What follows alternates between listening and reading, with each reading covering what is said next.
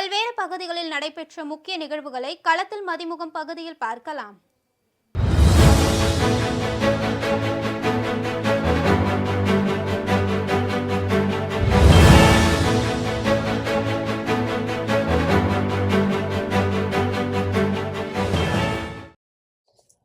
விழுப்புரம் சட்டமன்ற தொகுதி நிதியிலிருந்து 33,20,000 ரூபாய் மதிப்பீட்டில் வழுதரட்டி, மருதூர் உள்ளிட்ட பகுதிகளில் கட்டப்பட்டுள்ள புதிய நியாய விலைக் கடை கட்டிடம் மற்றும் 2 கருமகாரிய கொட்டகையை விழுப்புரம் சட்டமன்ற உறுப்பினர் டாக்டர் லட்சுமணன் திறந்து வைத்தார். இதில் முன்னாள் சட்டமன்ற உறுப்பினரும் மாநில ஆதிதிராவிடர் நலக்குழு இணை செயலாளருமான புஷ்பராஜ் உள்ளிட்ட அதிகாரிகள், பொதுமக்கள் என பலர் கலந்து கொண்டனர். புதுக்கோட்டை சட்டமன்ற உறுப்பினர் தொகுதி மேம்பாட்டு நிதியிலிருந்து 13 லட்சம் மதிப்பீட்டில் கதுவாரிப்பட்டியில் கட்டப்பட்டுள்ள புதிய அங்கன்வாடி கட்டிடத்தை சட்டமன்ற உறுப்பினர் டாக்டர் வை. முத்துராஜா திறந்து வைத்தார். அப்போது அரசு அதிகாரிகள் மற்றும் பொதுமக்கள் உடனிருந்தனர். விழுப்புரம் மாவட்டம் சிந்தாமணி கிராமத்தை சேர்ந்த வேல்முருகன் என்பவரது மகள் வினோதினி தனியார் கல்லூரியில் 2ஆம் ஆண்டு படித்து வந்த நிலையில் விழுப்புரத்திலிருந்து புதுச்சேரி செல்லும் ரயிலின் முன் பாய்ந்து தற்கொலை செய்து கொண்டார். இச்சம்பவம் குறித்து வழுவனூர் போலீசார் மற்றும் ரயில்வே காவல்துறையினர் விசாரணை மேற்கொண்டு வருகின்றனர்.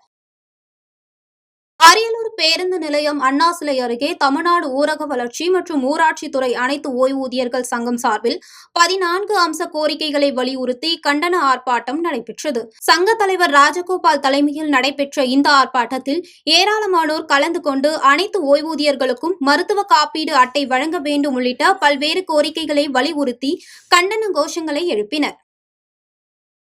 மதுரை மாவட்டம் கல்லணை, அச்சங்குளம் உள்ளிட்ட பகுதிகளில் 8ற்கும் மேற்பட்ட கல்குவாரிகள் செயல்பட்டு வரும் நிலையில் புதிதாக 3 குவாரிகளுக்கு அரசு அனுமதி வழங்கியுள்ளது. ஏற்கனவே உள்ள குவாரிகளால் நிலத்தடி நீர்மட்டம் குறைந்து விவசாயம் பாதிக்கப்பட்டுள்ளதாக குற்றம் சாட்டியுள்ள பொதுமக்கள் புதிய குவாரிகளுக்கான அனுமதியை ரத்து செய்ய வேண்டும், விதிமீறும் பழைய குவாரிகள் மீது நடவடிக்கை எடுக்க வேண்டும் என்பதை வலியுறுத்தி 600க்கும் மேற்பட்ட பொதுமக்கள் திருமங்கலம் RTO அலுவலகத்தை முற்றுகையிட்டு போராட்டத்தில் ஈடுபட்டனர். திருப்பூரில் அனைத்து வழக்கறிஞர்கள் சங்கத்தின் சார்பில் ஃபைலிங் முறையை ரத்து செய்து பழைய நடைமுறையை அமல்படுத்த கோரி பல்லடம் சாலையில் உள்ள ஒருங்கிணைந்த நீதிமன்ற வளாகத்தின் முன்பு நீதிமன்ற பணியை புறக்கணித்து ஆர்ப்பாட்டம் நடைபெற்றது.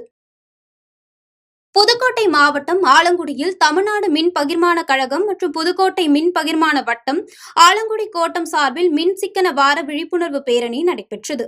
ஆலங்குடி பேருந்து நிலையத்திலிருந்து தொடங்கிய இப்பேரணியில் ஏராளமானோர் கலந்து கொண்டு மின்சக்தி சிக்கனத்திற்கான அவசியம் மற்றும் பயன்பாடுகள் குறித்த வாசகங்கள் அடங்கிய பதாகைகளை ஏந்தியவாறு விழிப்புணர்வு நடத்தினர்.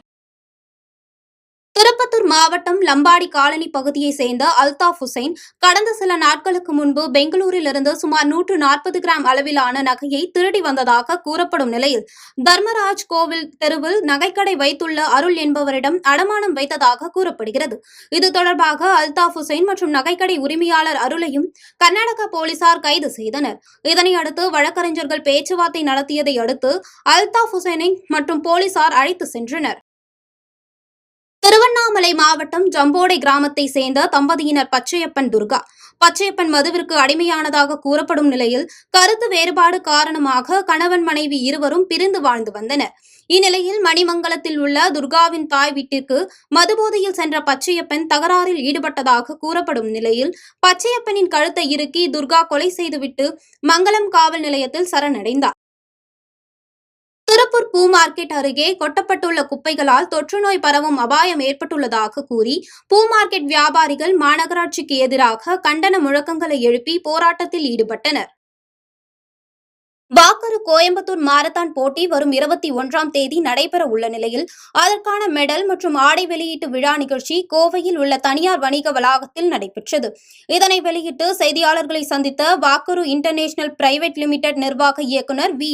நௌஷத், இந்த மாரத்தான் போட்டியில் 25,000 பேர் கலந்து கொள்ள உள்ளதாக, புற்றுநோய் குறித்த விழிப்புணர்வை பரப்புவதில் கோயம்புத்தூர் மக்களின் ஒற்றுமை மற்றும் அர்ப்பணிப்பை வெளிப்படுத்தும் வகையிலும் இந்த மாரத்தான் நடைபெற உள்ளதாகவும் தெரிவித்தார்.